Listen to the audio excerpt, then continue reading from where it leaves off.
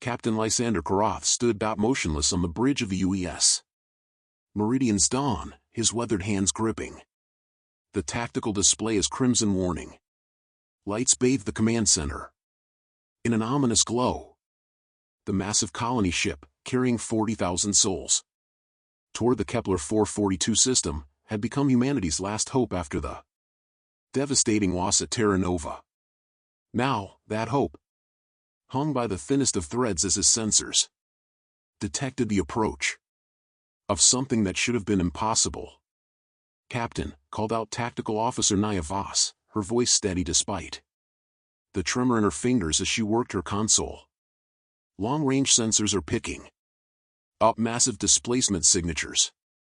Whatever's coming our way, it's big." Her pale blue eyes met his across the bridge, and Lysander saw the same recognition there that chilled his own blood. They both knew what those signatures meant. The Zethkari Dominion had found them. Lysander had spent sleepless nights studying the reports from the fallen colonies, memorizing every detail of humanity's encounters with the alien empire that had swept across the galaxy like a plague. The Zethkari were methodical, overwhelming, and utterly without mercy. Their biomechanical ships could adapt to any weapon, their tactics were flawless, and they had never lost a single engagement against human forces. Every battle had ended the same way: complete annihilation of the human fleet, followed by the systematic harvesting of every living soul on the planets below. "How long until they reach us?" Lysander asked, his voice carrying the weight of command that had seen him through 20 years of service in the Colonial Defense Force. He thought of Admiral Chester Nimitz's brilliant tactics at Midway, of how a smaller force had overcome impossible odds through cunning and courage. But those were battles between humans, fought with weapons and strategies both sides understood. 18 hours, sir," responded Communications Officer Jorin Blackwood, his dark skin glistening with perspiration as he coordinated with the other ships in their small convoy. "The escort vessels are requesting immediate instructions. Captain Revnik on the Iron Thunder is suggesting we scatter and hope some of us make it through." Lysander closed his eyes for a moment, feeling the weight of those 40,000 lives pressing down on his shoulders. The convoy consisted of 5 ships total, his massive colony vessel, 2 smaller transport ships, and 2 aging destroyer escorts that wouldn't last 10 minutes against a full Zethkari battle fleet. Standard protocol demanded exactly what Captain Revnik suggested: scatter and pray. But Lysander had never been one to follow standard protocol when lives were at stake. "Sir?" Chief Engineer Alara Nightshade's voice crackled through the comm system from 3 decks below. "I'm reading massive power fluctuations in the main drive. If we're planning to run, now would be the time to tell me. I can squeeze maybe 12 hours of maximum burn out of these engines before they give out completely." 12 hours. Lysander opened his eyes and stared at the star chart before him, his mind racing through possibilities that seemed to lead nowhere. The Zethkari would catch them long before they could reach any safe harbor, and even if they scattered, the alien superior technology would allow them to hunt down each ship individually. It would just be a slower death, spread across days instead of hours. But as his gaze fell upon a leather-bound book secured to his command station, a gift from his grandfather who had served in the ancient wars of Earth, an impossible idea began to form in his mind. The book contained the collected strategies of humanity's greatest military minds: Alexander the Great, Julius Caesar, Napoleon Bonaparte, and the American naval heroes who had defined courage itself. Men who had faced impossible odds and found victory through audacity, cunning, and the willingness to do what their enemies least expected. "Belay that scatter order," Lysander said suddenly, straightening to his full height as determination replaced the despair in his chest. "All ships are to maintain formation and prepare for combat operations." Nia turned from her station, disbelief evident in her expression. "Sir, with respect, we can't possibly fight a Zethkari battle fleet. The technology gap alone." "The Zethkari have never fought humans who truly understood war," Lysander interrupted, his voice gaining strength as the impossible plan crystallized in his mind.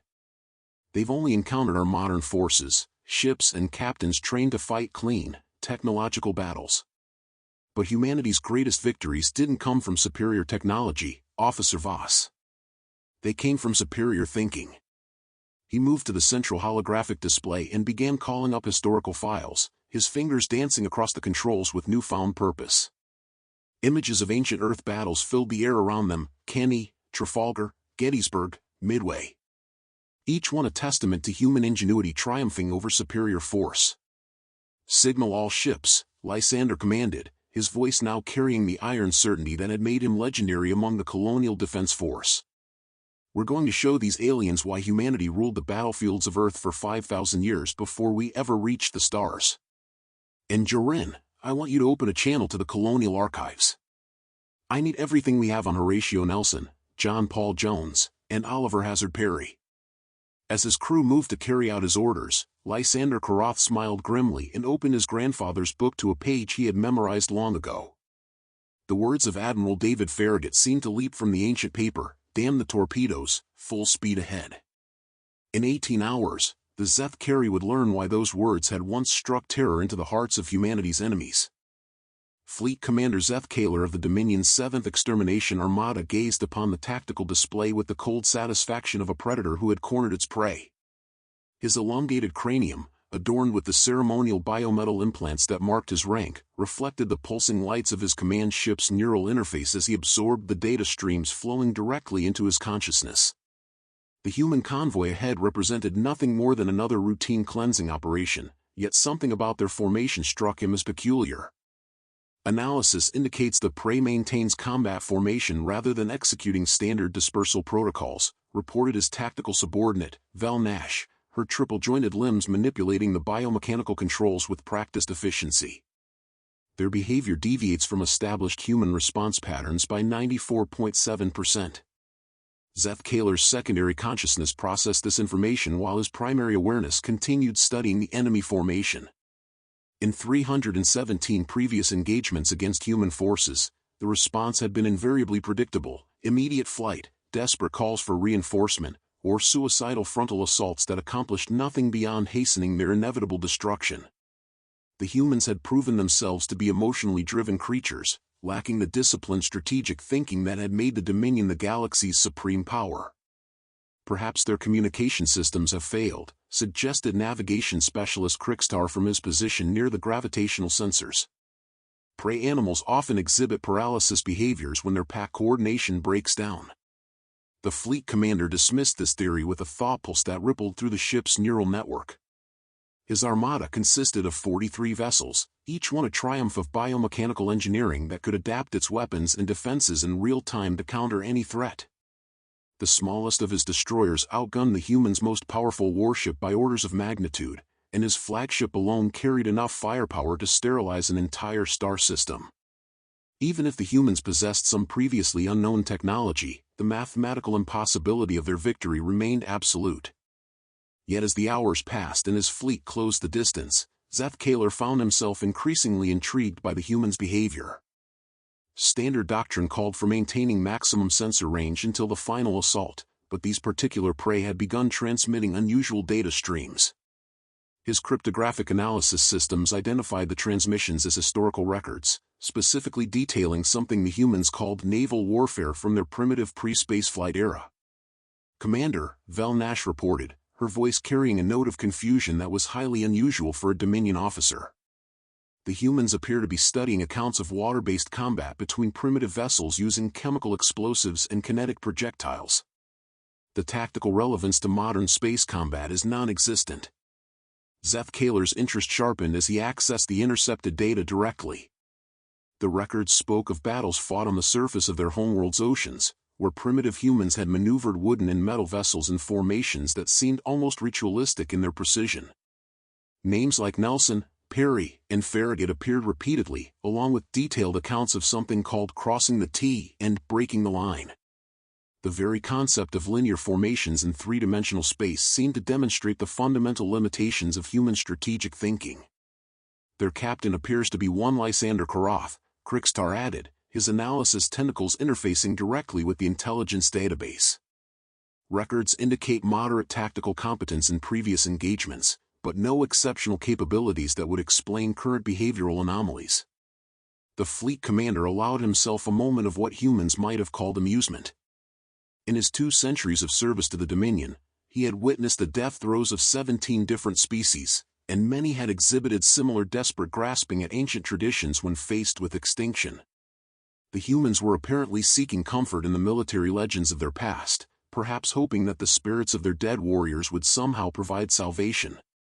As his armada began its final approach, Zeth-Kalar opened a communication channel to his squadron commanders throughout the fleet. The biomechanical vessels responded instantly, their shared consciousness linking into a perfect network of coordination that no purely biological species could ever hope to match. Each ship knew its role, its position, and its target with mathematical precision. "Begin standard deployment," he commanded, and watched as his fleet spread into the time-tested formation that had brought victory in every previous engagement. The heaviest battleships formed the center, their massive biocannons capable of cracking a planet's crust. Fast attack cruisers took the flanks, ready to pursue any vessels that might attempt to flee. Destroyer screens spread wide to prevent any desperate ramming attempts, while his elite stealth ships moved to positions where they could strike without warning. It was a formation that had been perfected through centuries of conquest, refined by the Dominion's greatest military minds and proven against species far more advanced than these primitive humans. The mathematics of victory were so overwhelming that his tactical computers couldn't even calculate meaningful odds of human success. "Fleet deployment complete," Velnash reported. "All vessels report full combat readiness. Bioweapon adaptation protocols are active and scanning for human countermeasures." Zeth-Kalar nodded his acknowledgement as the human convoy finally came into visual range. 5 small ships against 43 warships that represented the pinnacle of galactic military evolution. The humans' largest vessel, their colony ship, was impressive for a civilian craft but utterly helpless against even his smallest destroyer. Their escort vessels were antiquated designs that had been obsolete before the Dominion had even encountered their species. "Signal the prey," he commanded. "Inform them that their deaths will serve the glory of the Dominion. Grant them the honor of surrendering their biological distinctiveness to our cause." As the transmission was sent, Zeth-Kalar noticed something that gave him pause. Instead of the usual desperate pleas or defiant final broadcasts that typically came in response to his ultimatum, the human captain's reply was surprisingly brief and oddly structured. "Fleet Commander Zeth-Kalar," came the voice of Captain Lysander Karoth across the void. "I have studied the tactics of Admiral Horatio Nelson at Trafalgar, where 27 ships defeated 33.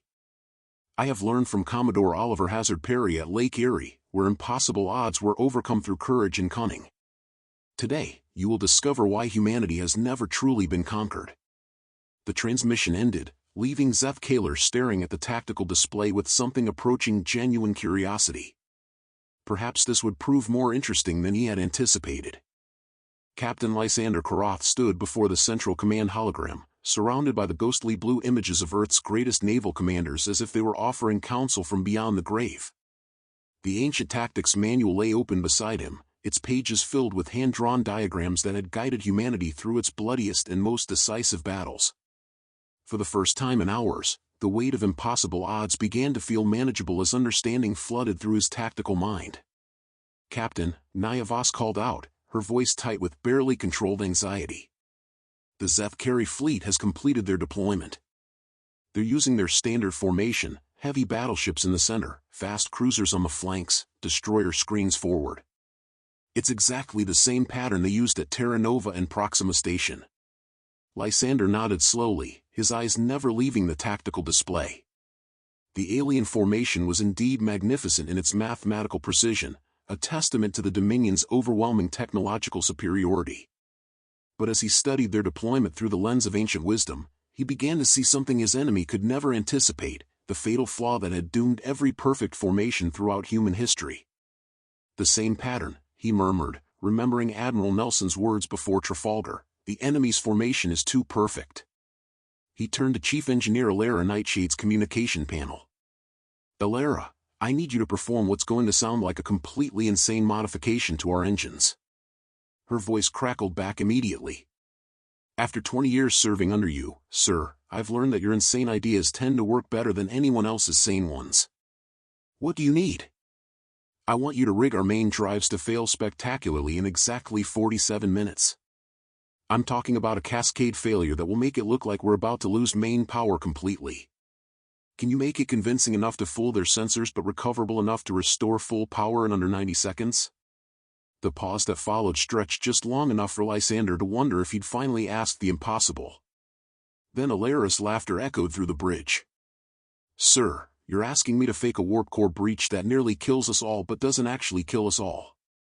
That's not insane, that's artistry. Give me 30 minutes. While Alara worked her engineering magic, Lysander opened a secure channel to the captains of his convoy's other vessels. Captain Revnick's grizzled face appeared first, followed by the younger features of Captain Marina Goldwater from the transport New Horizon and the stern countenance of Captain Dmitry Volkov from the escort destroyer Steel Resolve. Gentlemen, lady, Lysander began, noting how all three looked as though they were preparing for their final communications. I'm about to share something with you that will sound completely impossible, but I need you to trust me. Have any of you studied the Battle of Lake Erie? Captain Revnick frowned deeply. You mean the one where Perry said we have met the enemy and they are ours? That was fought with wooden ships and cannons, Lysander. I'm not seeing the relevance to our current predicament. The relevance, Lysander replied, pulling up a holographic representation of that ancient battle, is that Perry faced a superior British fleet by doing something no naval commander had ever attempted before. He abandoned the traditional line of battle and concentrated his entire force against a single point in the enemy formation. Captain Goldwater leaned forward, her tactical mind already beginning to grasp the implications. You're talking about crossing their T, aren't you? But that maneuver requires the enemy to be in a line formation, and the Zeth carrier deployed in a sphere. Exactly, Lysander smiled, his confidence growing as the pieces of his impossible plan fell into place. They're thinking three-dimensionally because they assume we are too. But what if we think like the old sailing masters? What if we force them to react to a two-dimensional assault that makes no sense in modern space combat? He manipulated the holographic display, showing how their 5 ships could approach the enemy fleet in a formation that any modern tactician would consider suicidal. The Zethkari have never encountered these tactics because no spacefaring civilization has ever been foolish enough to try them. But our ancestors used these formations to defeat superior forces for thousands of years. You're planning to line us up like sitting ducks, Captain Volkov observed, though his tone suggested fascination rather than horror. Single file, approaching their sender in a straight line. Every tactical computer in their fleet will scream that we're either insane or desperate. Both of which are true, Lysander admitted. But here's what their computers won't understand. We're not approaching their sender to engage their sender. We're approaching their sender to punch through it and divide their fleet exactly in half. Once we're through their formation, we execute a modified version of Nelson's double envelopment. The silence that followed was broken only by the steady hum of life support systems and the distant vibrations of ships' engines across 5 vessels. Captain Revnick was the first to speak, his voice carrying the weight of a man who had seen too many friends die in hopeless battles. Lysander, even if we somehow managed to punch through their center, which would require a miracle and half our ships surviving their concentrated fire, we'd still be outnumbered 43-5.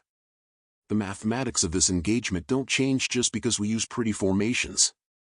The mathematics change, Lysander replied quietly, when you stop fighting the enemy's battle and start fighting your own. The Zethkari expect us to run or to die heroically in a futile frontal assault. They've programmed their biomechanical systems to counter every known human tactic. But they've never programmed them to counter the tactics of John Paul Jones or David Farragut.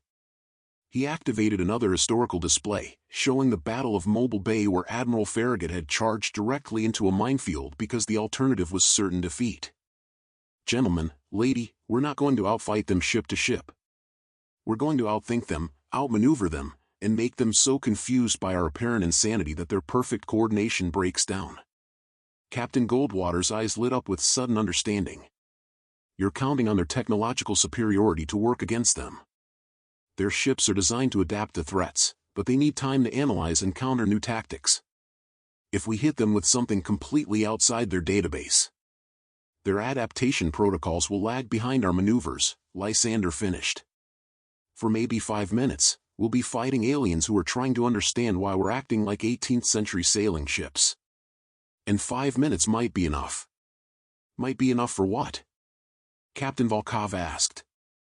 Lysander's smile turned grim as he thought of the thousands of families sleeping in the colony ship's passenger bays, trusting him to deliver them safely to their new home. Might be enough to remind the galaxy that humanity didn't conquer Earth through superior technology. We conquered it through superior audacity.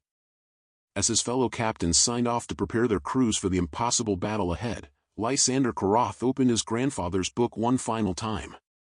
The words of Captain James Lawrence, dying aboard the USS Chesapeake, seemed to whisper across the centuries, "Don't give up the ship."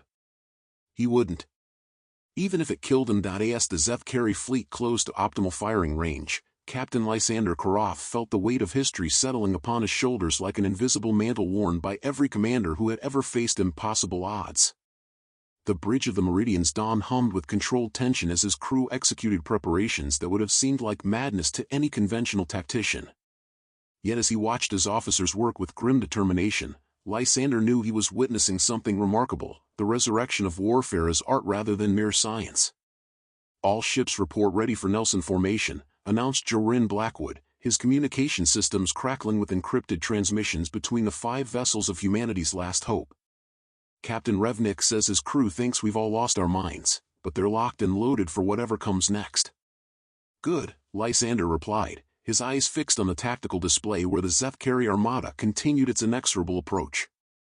The alien formation remained perfect in its mathematical precision, 43 ships arrayed in overlapping fields of fire that could obliterate any conventional assault. But Lysander wasn't planning a conventional assault. He was planning something that predated space combat by 3 millennia. "Ilera, status on our engine modification," he called down to engineering. "Ready to execute the most beautiful mechanical failure you've ever seen, Captain," came her cheerful reply. "When I trigger this cascade, it's going to look like our main reactor is about to breach. Their sensors will read massive power fluctuations, emergency venting, and what appears to be catastrophic system failure. But I can bring us back to full power in 67 seconds once you give the word."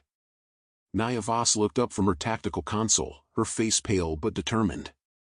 "Sir, I've been running combat simulations based on your battle plan.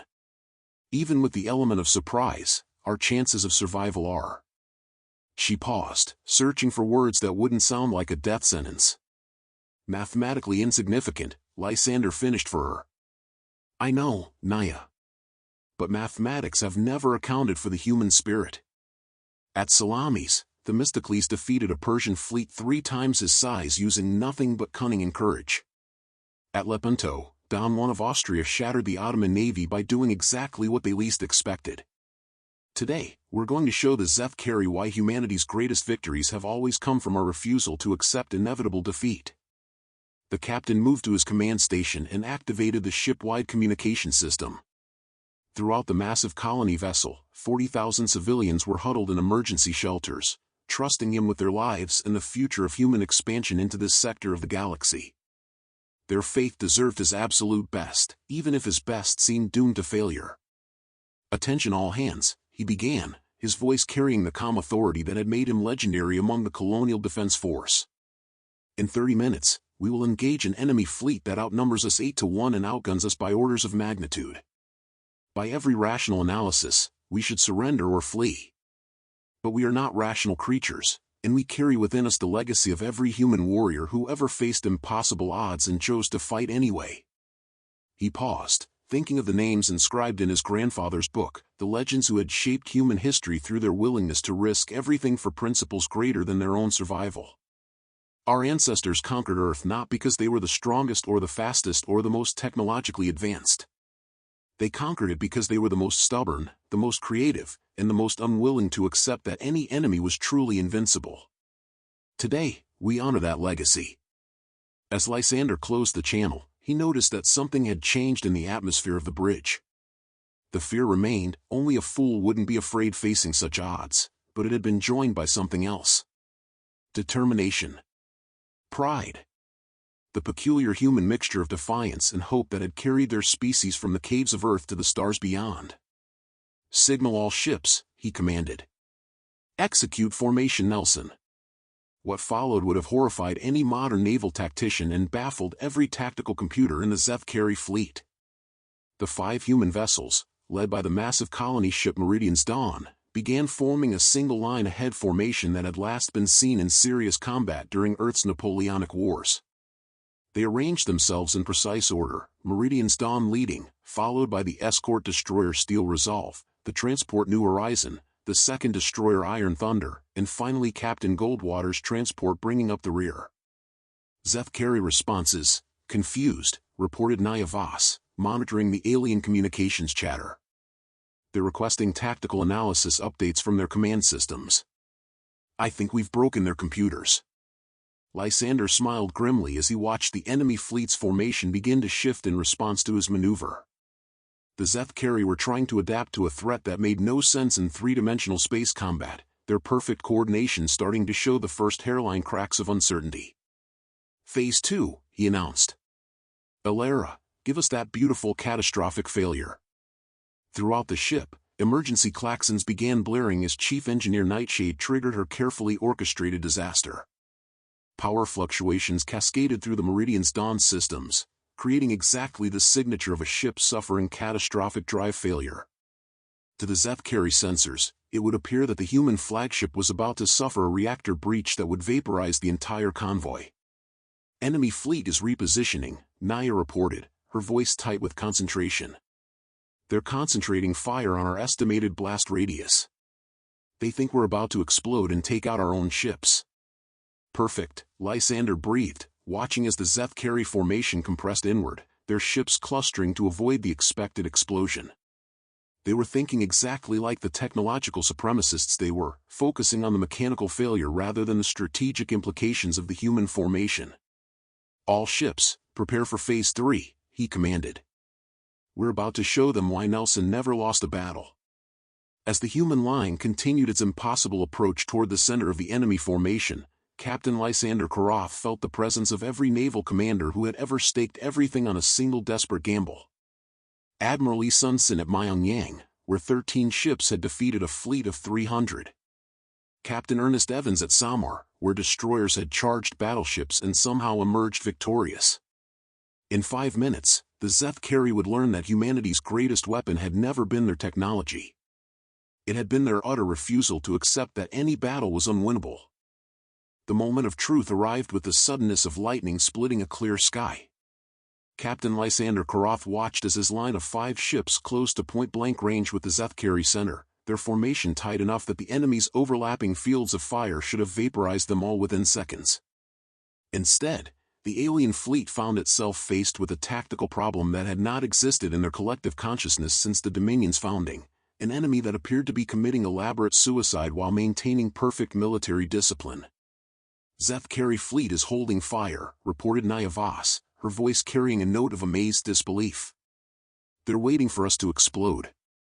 Then let's not disappoint them, Lysander replied, his hand hovering over the command console.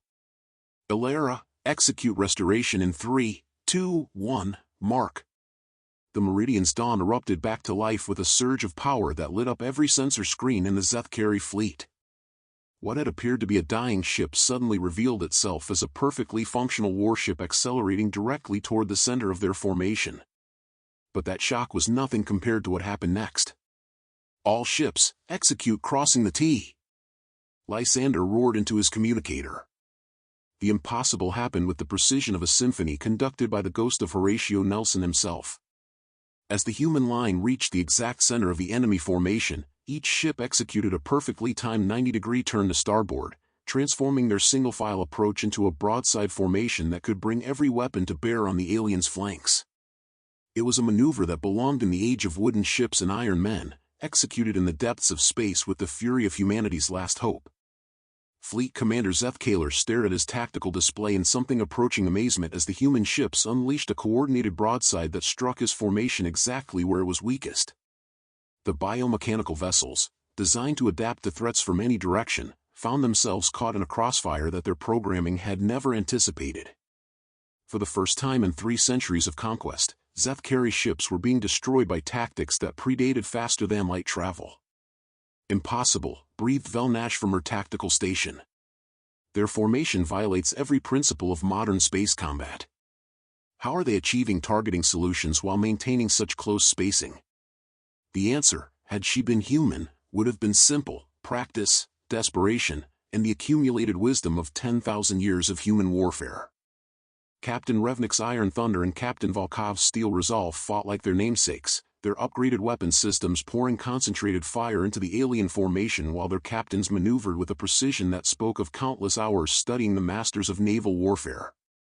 Enemy casualties mounting, Naya reported, her voice rising with excitement as alien ships began to suffer critical damage. We've destroyed 6 of their destroyers and crippled 2 cruisers. But sir, they're adapting. Their bioweapons are starting to counter our targeting frequencies. Lysander nodded grimly. He had expected this moment, the point where alien technology would begin to assert itself over human audacity. The Zeth carry ships were already rotating to bring their heaviest weapons to bear on his formation, and once they completed their adaptation protocols, the superior firepower would tell. Phase 4, he announced. Signal all ships, execute Farragut. What followed was a maneuver that would have been called insanity by every space combat manual ever written. Instead of maintaining their broadside formation or attempting to withdraw, the human ships suddenly accelerated directly into the heart of the enemy fleet. It was Admiral David Farragut's legendary charge at Mobile Bay, updated for the depths of space and executed with the desperate courage of a species that refused to go quietly into extinction. Captain Marina Goldwater's transport New Horizon, despite being the most lightly armed vessel in the convoy, led this impossible charge with guns blazing. Her ship, designed to carry colonists and supplies, had been hastily retrofitted with every spare weapon the convoy could muster. As she plunged into the center of the Zeth carry formation, her voice echoed across the communication channels with words that would have made Farragut himself proud. Damn the biocannons, full speed ahead. The alien fleet, caught completely off guard by this suicidal assault, found their perfect formation collapsing into chaos. Ships that had been positioned to support each other suddenly found themselves firing through their own formations to engage the human vessels that had somehow materialized in their midst. The mathematical precision that had made them invincible against conventional tactics became a liability when faced with an enemy that refused to follow conventional rules. Their command structure is breaking down, observed Jorin Blackwood, monitoring the increasingly frantic alien communications. I'm detecting multiple conflicting orders, failed coordination attempts, and what I can only describe as tactical panic. Lysander felt a fierce surge of pride as he watched his captains execute maneuvers that would have been familiar to any frigate captain in Nelson's fleet. They were outnumbered, outgunned, and fighting with technology inferior to their enemies, but they possessed something the Zeth carry could never understand, the accumulated wisdom of a species that had spent millennia perfecting the art of warfare against impossible odds. Sir! Naya's voice cut through the chaos. We've broken through their center. The enemy fleet is divided into 2 groups, and their command ship is isolated with only 6 escorts. Then it's time for the final lesson, Lysander said quietly, thinking of Admiral Nelson's last battle and the signal that had inspired a fleet to immortal victory. Signal all ships, England expects that every man will do his duty. As the words flashed across the communication channels, Captain Lysander Karoth made a slight modification that spoke to the heart of human courage across all the ages. Humanity expects that every soul will do their duty. The battle was far from over, but for the first time since the Zeth carry had appeared on their sensors, victory seemed like more than an impossible dream. It seemed like destiny. Fleet Commander Zeth Kaler experienced something unprecedented in his 2 centuries of military service, the cold touch of doubt. His perfect formation lay in ruins around him, divided and bleeding from wounds inflicted by an enemy that should have been nothing more than target practice. The humans had somehow turned their technological inferiority into a tactical advantage, using maneuvers so ancient and seemingly suicidal that his biomechanical systems had failed to develop effective countermeasures. Tactical analysis remains incomplete, reported Vel Nash, her voice carrying harmonics of confusion that betrayed her species' inability to comprehend what they were witnessing. The human vessels continue to employ formations that violate all established principles of 3-dimensional combat. Our adaptation protocols are unable to predict their next maneuver because their current maneuvers appear to serve no logical purpose. But Zeth Kaler was beginning to understand something that his subordinates could not. The humans weren't fighting a 3-dimensional battle at all. They were fighting as if space was an ocean and their ships were the wooden vessels of some primitive era, complete with concepts like wind gauge and crossing the T that had no meaning in the vacuum between stars. It was tactically insane, strategically illogical, and absolutely devastating in its effectiveness. Aboard the Meridian's Dawn, Captain Lysander Koroth felt the battle rhythm of his ancestors flowing through his veins as he coordinated the final phase of his impossible plan. His 5 ships had successfully broken the enemy formation and now operated in 2 groups, each engaging isolated sections of the Zethkari fleet. It was the classic divide-and-conquer strategy that had served human commanders from Alexander the Great to Douglas MacArthur. Captain Goldwater reports heavy damage but is maintaining position, Jorin announced from his communications station. The New Horizon has lost main weapons but is using her industrial fabricators as improvised mass drivers. Captain Revnik says to tell you that fighting like pirates is more fun than fighting like the Navy. Lysander smiled grimly at that last comment. Captain Revnik was channeling the spirit of John Paul Jones, the American naval hero who had captured British warships using merchant vessels in sheer audacity. The irony was not lost on him that humanity's most successful military tactics often involved fighting dirty, thinking creatively, and refusing to acknowledge when they were supposed to lose. Enemy command ship is attempting to rally its scattered forces, reported Naya Voss. But sir, their biomechanical coordination requires line-of-sight quantum entanglement between vessels. As long as we keep them separated, they can't restore their perfect tactical coordination. Then we keep them separated, Lysander replied, his mind already racing ahead to the next phase of the engagement. Signal all ships, prepare for John Paul Jones formation. What followed was perhaps the most audacious maneuver in the history of space combat. The 5 human vessels, now operating in 2 separate groups, began a coordinated attack on the isolated command ship and its escorts. But instead of the conventional approach of concentrating superior firepower, they employed the tactics that had made John Paul Jones legendary, aggressive boarding actions and close-quarters combat that negated the enemy's technological advantages. Captain Volkov's steel resolve led the charge, his destroyer accelerating to ramming speed toward the nearest Zethkari escort. At the last possible moment, instead of impacting, he executed a maneuver that brought his ship alongside the alien vessel close enough that their hulls were almost touching. Emergency airlocks cycled open, and parties of colonial marines launched themselves across the gap in powered armor suits, carrying weapons designed for close-quarters combat aboard enemy vessels. Boarding parties away! Volkov's voice crackled across the communication channels. My Marines report that these biomechanical ships have one significant weakness: they don't expect anyone to be crazy enough to fight them hand-to-hand. The psychological impact on the Zethkari fleet was immediate and devastating. Their biomechanical vessels were designed to adapt to any threat, but they had never been programmed to deal with enemies who would board their ships and fight them with small arms and explosive charges. The very concept of hand-to-hand combat in space was so alien to their thinking that they had no countermeasures prepared. Additional boarding actions in progress, reported Jorin. Captain Goldwater has somehow managed to grapple 2 enemy cruisers simultaneously. The New Horizon may be lightly armed, but her cargo bays are full of very angry colonists who apparently know how to fight. Lysander felt a surge of pride that threatened to overwhelm his tactical concentration. The civilians he had sworn to protect were now fighting alongside his military personnel, transforming themselves from passengers into warriors in the finest tradition of human courage. They were miners, farmers, engineers, and teachers who had chosen to risk everything for the chance to build new lives among the stars. Now they were proving that the human spirit could not be conquered by any force in the galaxy. Sir, Naya's voice cut through his moment of reflection. We have a problem. The Zethkari command ship is charging some kind of superweapon. Energy readings are off the charts. If that thing fires, it could take out our entire convoy. Lysander studied the tactical display and felt his blood turn to ice. The alien flagship was indeed powering what appeared to be a planet-killing weapon, something that could vaporize his ships regardless of how cleverly they maneuvered. All his tactical brilliance would mean nothing if that weapon reached full charge. Time to firing? He asked. For minutes, 17 seconds, Naya replied. Lysander closed his eyes for a moment and heard his grandfather's voice reading from the ancient book of military heroes. Sometimes, the old man had said, courage wasn't about living to fight another day. Sometimes courage was about making sure your sacrifice meant something.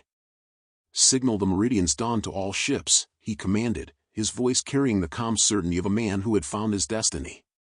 "We're going to show these aliens why humanity has never truly been conquered. All ships, prepare for the Nelson touch." As his orders flashed across the convoy, Captain Lysander Koroth prepared to execute the maneuver that had made Horatio Nelson immortal at Trafalgar, a direct assault on the enemy flagship, regardless of the cost. It was a gamble that would either save 40,000 lives or ensure that their deaths had meaning. Either way, the galaxy would remember this day. In the final moments before the Zethkari superweapon reached critical charge, time seemed to compress into a single crystalline instant where past and future merged into eternal present. Captain Lysander Koroth stood on the bridge of the Meridian's dawn, surrounded by the ghostly presence of every human commander who had ever chosen duty over survival. The massive colony ship, never designed for combat, accelerated toward the alien flagship with the inexorable momentum of humanity's refusal to surrender. "All ships, follow my lead," Lysander commanded, his voice carrying across the void to 4 other vessels whose captains had already proven they understood the price of freedom. "We're going to ram that command ship, and we're going to take their superweapon with us." Fleet Commander Zeth Kaler watched the approaching human vessels with something approaching respect. In 3 centuries of conquest, he had never encountered a species that would willingly sacrifice itself to deny victory to its enemies. The tactical mathematics were clear: the humans could not prevent the firing of his planet-killer weapon. But they could ensure that his flagship would not survive to appreciate the victory.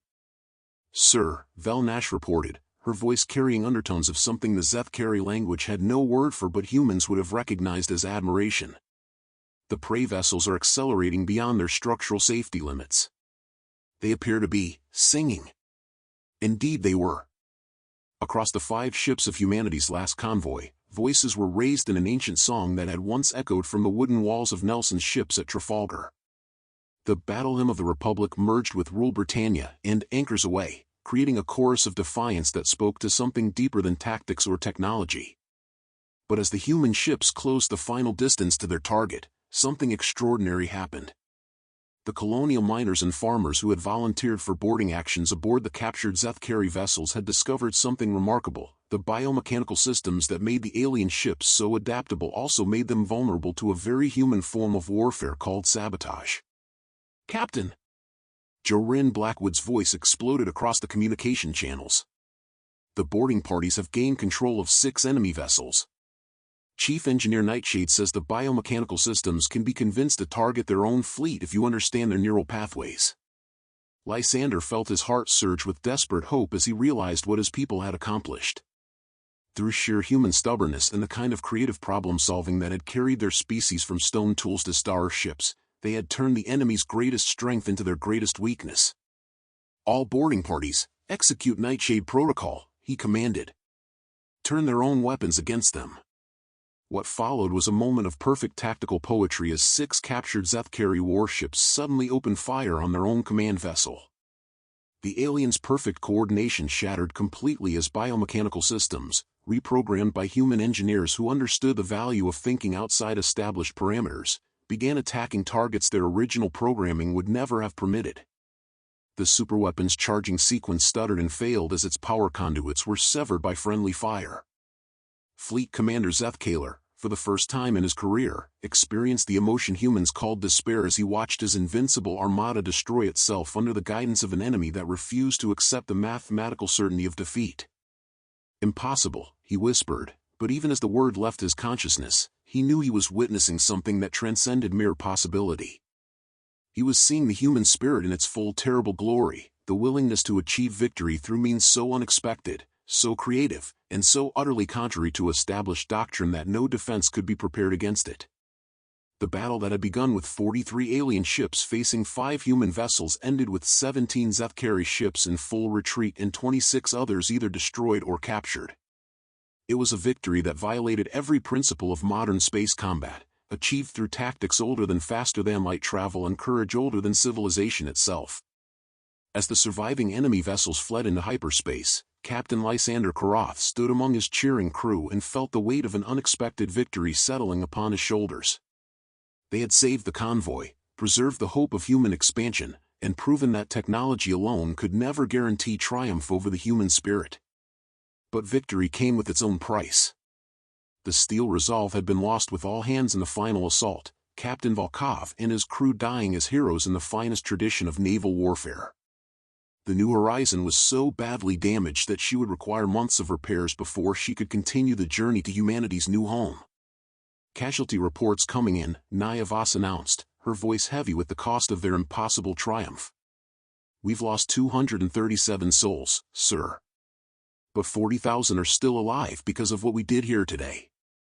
Lysander nodded solemnly, thinking of the names that would be added to humanity's roll of honor. Heroes who had proven that courage was not the absence of fear, but the willingness to act despite it. Men and women who had chosen to fight with tactics older than their civilization because sometimes the oldest truths were the most powerful. Signal the fleet, he commanded. Set course for Kepler 442. We have a new world to build, and we have earned the right to build it free. As the convoy resumed its journey toward the stars, Captain Lysander Karoth opened his grandfather's book one final time. On the last page, in handwriting he recognized as his own grandfather's, were words that seemed to speak across the generations: the price of freedom is eternal vigilance, and the willingness to fight for what you believe in, no matter the odds. Below that, in his own handwriting, he added a new line: today we prove that humanity's greatest weapon is not our technology, but our refusal to surrender our dreams to any force in the universe. The book closed with a soft whisper of ancient pages, carrying within it the accumulated wisdom of 10,000 years of human warfare and the promise that somewhere among the stars, the children of Earth would always find a way to be free. In the depths of space, 40,000 souls continued their journey toward tomorrow, carrying with them the undying light of human courage and the knowledge that some victories can only be won by those who refuse to accept defeat. The galaxy would remember this day, and it would remember that humanity had fought like the heroes of old, with hearts full of courage and tactics older than the stars themselves.